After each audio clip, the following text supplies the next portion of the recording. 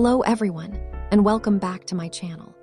Today I will be discussing why K-pop isn't K-pop anymore. Yes, it is a cliché sentence that people have been saying for years, but here I will share some actual faction proofs that lead me to think that there has been a clear schisma since 2022, from the colorful and bold K-pop of then to the more toned down, easier to digest barely K Western music that we have nowadays. Now, what makes K-pop K-pop? According to Google, what has made K-pop known are their bold fashion choices, vibrant music video aesthetics, and unique style. So let's dissect this definition, comparing pre-2022 K-pop to post-2022 K-pop, and how it's not only about new groups, but also about how old classics themselves have changed. Starting with bold, vibrant fashion choices, we can see that back then, there was a clear emphasis on standing out, which is what made K-pop so popular in the first place. Bright hair colors would be a staple of K-pop leading up to the fourth generation. Although the hairstyles were not as unique as those in second-gen K-pop, we could still see they were distinct and still trying to stand out, even subtly, as their hair colors would do the work. Now let's compare these bold fashion choices to those seen now. We can tell that nowadays groups and idols prefer a more toned-down, sleek look, as evidenced by hair dyed in more natural, digestible shades, such as brown, blonde, black, or amber. This toning down can also be reflected in their clothes. Quirky, funky outfits replaced by simpler, trendier Western TikTok-esque clothing. This is a trend I will keep discussing in this video. The toning down of K-pop to make it more marketable to a Western audience and on short-form platforms. Aside from the stylistic choices on outfits, we can see these changes that happened in the music videos themselves: bold storylines, big backdrops, being replaced by simpler music video styles with minimal contrast. And honestly, for a lot of people, this can be seen as a positive change. But for me, K-pop being bold was the reason I got into K-pop in 2018, because I didn't like how bland Western music was to me, and K-pop offered something fresh, a new beginning. Nonetheless, a dramatic change has occurred in K-pop itself. Firstly, the most obvious change is the lyrics.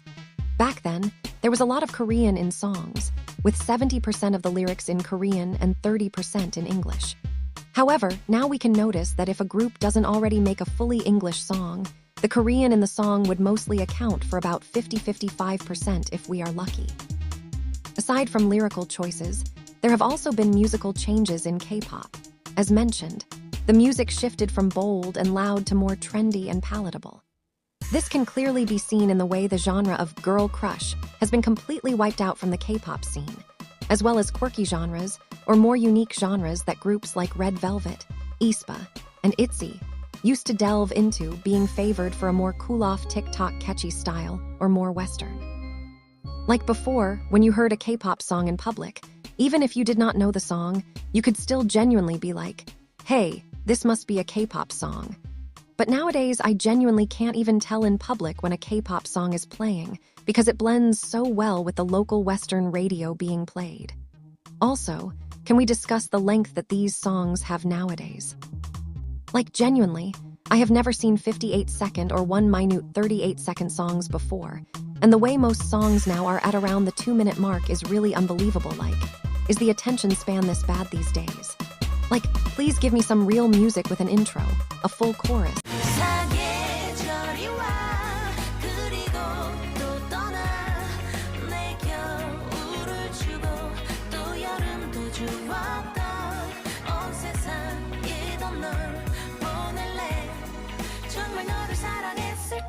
And a bridge.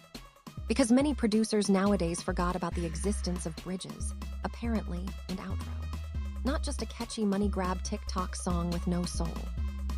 The choreographies have also changed a lot. Before, they were really memorable, with iconic dance moves, and sometimes the dance being the reason the song went viral. But now the choreos are just simple. I'm not saying they're not hard, that's the thing. They are either extremely complicated or too easy. But anyhow, they still lack the wow factor that made K-pop choreographies stand out. Lastly, something you wouldn't expect I even mention has changed the fans.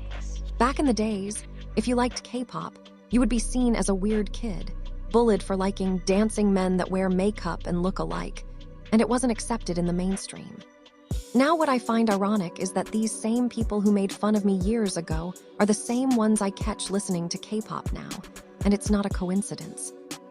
It is not because they have accepted and reached respect for the uniqueness of K-pop, but rather because K-pop has become digestible enough for them to think of it as just any other Western music.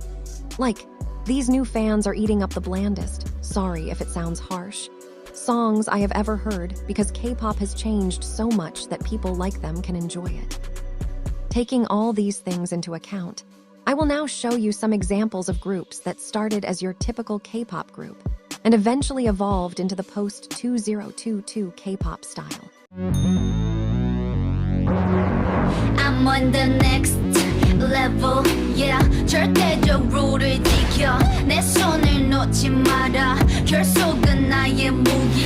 Your eyes coming bite me. Sharp teeth bite first. Real bad business, that's dirty word. Yeah. Real bad business, that's dirty word. Real bad business, that's dirty word. 넌 날 반쯤 미치게 만들어.